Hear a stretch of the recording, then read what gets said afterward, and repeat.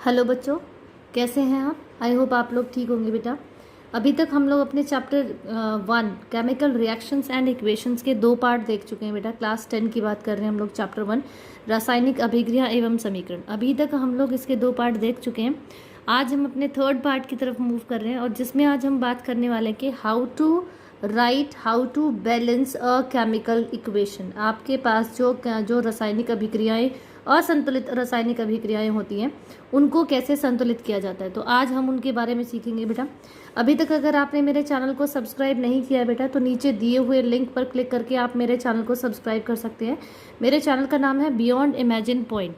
चलिए, तो आज की बात करेंगे बेटा कि किसी भी रासायनिक अभिक्रिया को, केमिकल इक्वेशन को कैसे बैलेंस किया जाता है, मतलब संतुलित किया जाता है। ठीक है, जब भी आप कोई भी केमिकल इक्वेशन लिखते हैं बेटा, तो जैसा कि हम पहले भी बात कर चुके हैं कि आपके पास क्या होता है, जैसे एक ए है, यहाँ पर एक ए बी है, दोनों ये रिएक्ट करके क्या बना रहे हैं, C+D बना रहे हैं। यहाँ लेफ्ट हैंड साइड और राइट हैंड साइड, इस एरो के दो तरफ, एक लेफ्ट हैंड साइड एक राइट हैंड साइड, दो साइडें होती हैं। यहाँ पर आपके क्या होते हैं, रिएक्टेंट्स होते हैं। क्या होते हैं बेटा?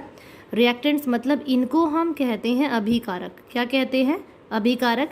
और इसके राइट हैंड साइड पे क्या होते हैं? प्रोडक्ट्स। क्या होते हैं बच्चे? प्रोडक्ट्स। इनको हम कहते हैं उत्पाद। ठीक है, तो आप यहाँ पर एक अभिकारक होकर दो या दो से ज़्यादा उत्पाद भी बना सकता है, या दो या दो से ज़्यादा रिएक्टेंट होकर एक आपके पास क्या बना सकते हैं, प्रोडक्ट बना सकते हैं, मतलब उत्पाद बना सकते हैं। ठीक है, तो जब भी आपके पास ऐसे कोई भी केमिकल इक्वेशन लिखी होती है, पहली बात जो आपको याद रखनी है, जितने नंबर ऑफ एटम्स, मतलब जितने परमाणुओं की संख्या यहाँ पर है, उतने ही परमाणुओं की संख्या आपके प्रोडक्ट में भी होगी। मतलब आपके रिएक्टेंट और आपके प्रोडक्ट्स के बीच के जो आपके एटॉमिक नंबर, मतलब आपके परमाणु संख्या है, सॉरी, आपके जो परमाणु है वो, मतलब नंबर ऑफ एटम्स, जो परमाणुओं की संख्या है वो इधर कहाँ पर, अभिकारक में, और आपके उत्पाद में वो समान रहेगी।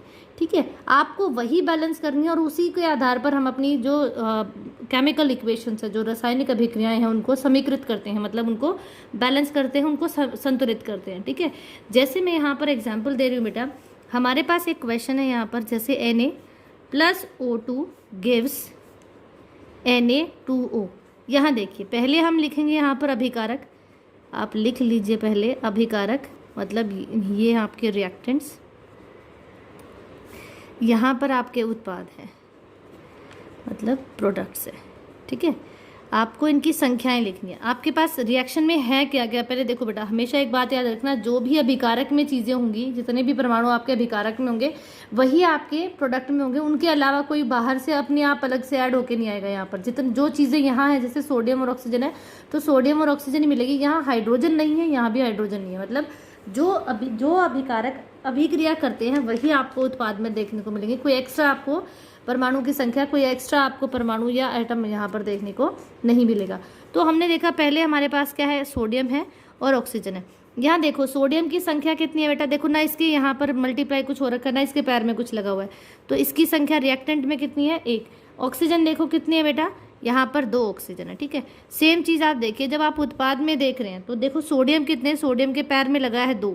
इसका मतलब क्या हुआ, सोडियम की संख्या हमारे पास क्या है, 2, और ऑक्सीजन के पैर में कुछ भी नहीं है, तो ऑक्सीजन कितनी है, 1। अब आप देखिए, यहाँ सोडियम 1 है, यहाँ 2 है, यहाँ ऑक्सीजन 2 है, यहाँ ये 1 है। अब आप देखिए कि आपके परमाणुओं की संख्या, मतलब जो रिएक्टेंट में है, अभिकारक की संख्या आपके उत्पाद की संख्या के बराबर नहीं है, और इन्हीं को आपको क्या करना, बराबर करना, तभी आपकी केमिकल इक्वेशन संतुलित होगी, मतलब आपकी जो इक्वेशन है वो बैलेंस मानी जाएगी। ठीक है, तो इसको संतुलित करने के लिए हम क्या करेंगे, देखो यहाँ ऑक्सीजन कितनी है बेटा, 1 है, यहाँ ऑक्सीजन कितनी है, 2 है, तो हम क्या करेंगे, इसको प्रोडक्ट को 2 से गुणा करेंगे। जैसे ही आप इसके ऑक्सीजन को 2 से गुणा करते हैं, तो इसका ऊपर वाला जो सोडियम है वो भी 2 से गुणा हो जाएगा, तो ये 2 हो गए और ये कितने हो गए, 4।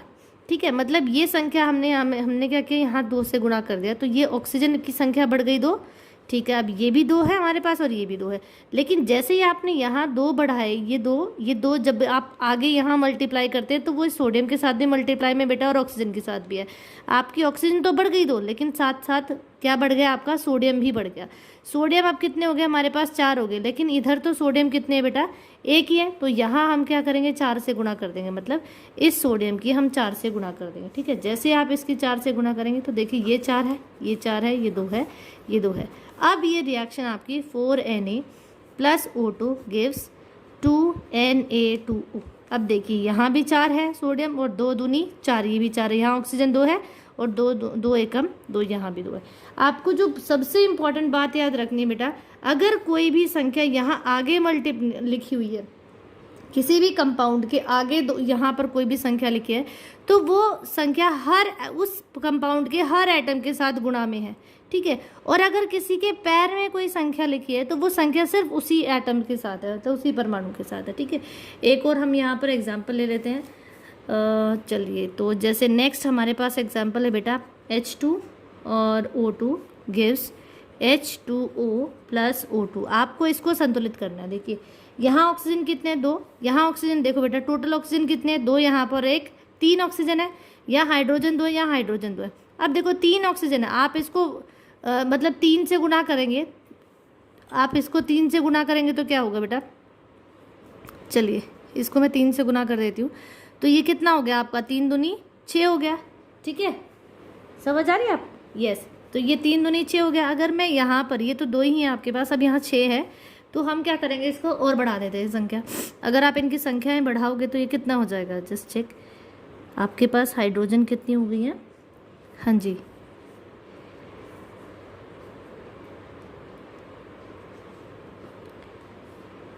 नहीं बैलेंस नहीं हुई, इसको पहले हम लिख लेते हैं। H2O2 gives H2O plus O2। आपके पास हाइड्रोजन है और ऑक्सीजन है। यहाँ हाइड्रोजन कितने हैं बेटा, 2 हैं, और ये रिएक्टेंट्स में है, और यहाँ हम प्रोडक्ट में लिख देते हैं। यहाँ हाइड्रोजन 2 हैं और ऑक्सीजन भी 2 हैं आपके। यहाँ प्रोडक्ट में देखिए हाइड्रोजन 2 हैं और ऑक्सीजन कितनी है, 3। आपको ऑक्सीजन को बैलेंस करना है, ठीक है। तो ऑक्सीजन की बैलेंस करने के लिए देखिए यहाँ पर आपके पास 3 है, ठीक है, और यहाँ पे आपके पास क्या है, 2 है। तो इनका कॉमन मल्टीपल देखिए क्या आएगा, 3 दूनी 6 होते हैं। तो इसका मतलब हमें 6 ऑक्सीजन बनानी है। कितनी ऑक्सीजन बनानी है बेटा, 6 ऑक्सीजन बनानी है। और अगर हम 6 ऑक्सीजन की बात करें तो यहाँ पर ये 2 यहाँ पे और 1 यहाँ पे है, ठीक है।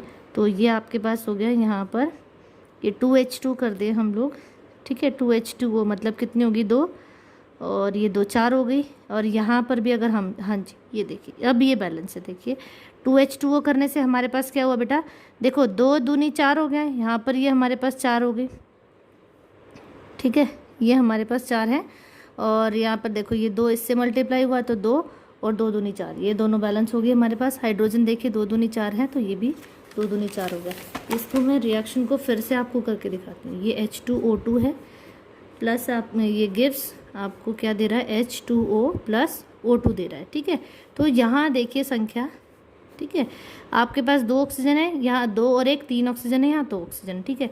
यहाँ हाइड्रोजन 2 है, यहाँ हाइड्रोजन 2, हमें ऑक्सीजन को ही बैलेंस करना है, ठीक है। तो 3 है और यहाँ 2 है। अब 3 और 2 तो किसी एक मल्टीपल में आते नहीं है, किसी एक पहाड़े में आपके टेबल में आते नहीं है, तो इनको हम बैलेंस करने के लिए क्या करेंगे बेटा, ये 2 हैं और यहाँ अगर मैं 2 से मल्टीप्लाई कर दूँ तो देखो 2 ऑक्सीजन हो गई और 2 ये, कितनी टोटल ऑक्सीजन होगी हमारे पास, 4 हो गई हैं। और यहाँ भी अगर मैं 2 से मल्टीप्लाई कर दूँ तो ये 2 2 4, मतलब 4 ऑक्सीजन यहाँ पर हो गया। अब लेकिन साथ साथ हमारे पास हाइड्रोजन की संख्या कितनी हो गई, 2 2 4, और यहाँ पे भी 2 2 4, मतलब 2 दूनी 4। तो अब ये रिएक्शन हमारे पास बैलेंस है कि 2H2O gives 2H2O2 gives 2H2O plus O2, ठीक है। तो ये हमारे पास क्या होगी बेटा, बैलेंस रिएक्शन होगी। जैसे एक और रिएक्शन हम लोग ले लेते हैं, यहाँ पर Fe है, Fe आयरन होता है plus H2O gives Fe3O4 plus H2, ये है, ठीक है।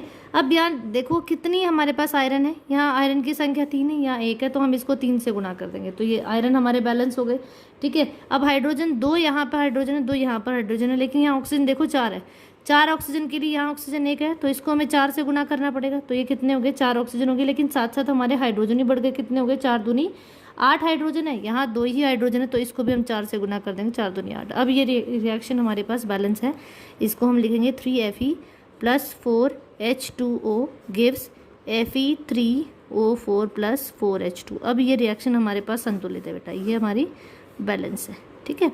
एक और एग्जाम्पल हम ले लेते हैं, और उसके लिए हम एग्जाम्पल ले लेते हैं, थोड़ा छोटा सा एग्जाम्पल लेंगे। यस, हमारे पास Mg plus O2 gives MgO। आपके पास यहाँ पर देखिए यहाँ ऑक्सीजन 2 है, यहाँ ऑक्सीजन 1 है, तो इसको 2 बनाने के लिए हम इसको 2 से गुना करेंगे। जब आपने 2 से इसको गुना किया पूरे को, तो मैग्नीशियम भी साथ साथ बढ़ गए, 2 मैग्नीशियम हो गए और हमारे पास 2 ऑक्सीजन हो गई। ठीक है, तो 2 मैग्नीशियम हो गए, तो इस मैग्नीशियम को इधर से हम बढ़ा देते हैं, तो ये क्या हो गया, ये भी 2 मैग्नीशियम और ये भी 2 मैग्नीशियम। अब हमारे पास ये रिएक्शन क्या है, बैलेंस है, मतलब ये हमारी रिएक्शन क्या है बेटा, संतुलित है। ठीक है, और एक और छोटा सा एग्जाम्पल ले लेते हैं। चलिए, उसके लिए हम एग्जाम्पल ले लेते हैं। यस, हमारे पास क्या है, Fe plus O2 gives Fe2O3। आपके पास ये एग्जाम्पल है। ठीक है, यहाँ डायरेक्टली देखिए आयरन कितने हैं बेटा, 2 है। ठीक है, और ऑक्सीजन 3 है, यहाँ ऑक्सीजन 2 है और आयरन 1 है। ठीक है, तो आपको आयरन बढ़ाने, अगर हम यहाँ पर इसको 2 से मल्टीप्लाई कर देते हैं तो देखो ये 2 दूनी 4 आयरन हो गए और 2 तिया 6 हमारे पास ऑक्सीजन हो गई। ठीक है, ये 2 से मल्टीप्लाई इसलिए किया क्योंकि बेटा 3 और 2 वो किसी एक टेबल में नहीं आते, लेकिन 3 दूनी 6 आते हैं, 6, और यहाँ पर मैं 3 से गुना कर दूँ तो 3 दूनी 6, मेरी ऑक्सीजन इजीली बैलेंस हो जाएंगी। ठीक है, इसीलिए मैंने क्या किया, इसको आगे 2 से गुना किया। अब यहाँ इसकी वजह से मेरे आयरन भी कितने हो गए, 2 2 4, 4 हमारे पास आयरन हो गए।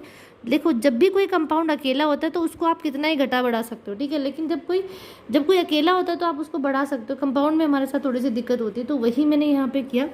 मैंने देखा कि ऑक्सीजन और आयरन यहाँ तो कंपाउंड बना रही है, यहाँ अलग अलग है, तो जितनी आप यहाँ पर चेंजेस करोगे दोनों अकेले अकेले का, आप उनको इतना ही बढ़ा सकते हो। ठीक है, तो सिंपल हमने क्या किया, पहले ऑक्सीजन को हमने 6 बना लिया, इसको 3 से गुना किया, 3 दूनी 6 हो गए, आयरन हमारे साथ साथ बढ़ गए थे, 4 हो गए थे, तो मैंने आयरन को 4 बना लिया। ठीक है, तो इस प्रकार से आप किसी भी अनबैलेंस्ड रिएक्शन को बैलेंस कर सकते हैं, मतलब किसी भी असंतुलित रिएक्शन को, असंतुलित अभिक्रिया को आप क्या कर सकते हैं बेटा, संतुलित कर सकते हैं। आई होप आपको आज की वीडियो समझ आएगी बेटा, आज का कंसेप्ट आपको समझ आया होगा।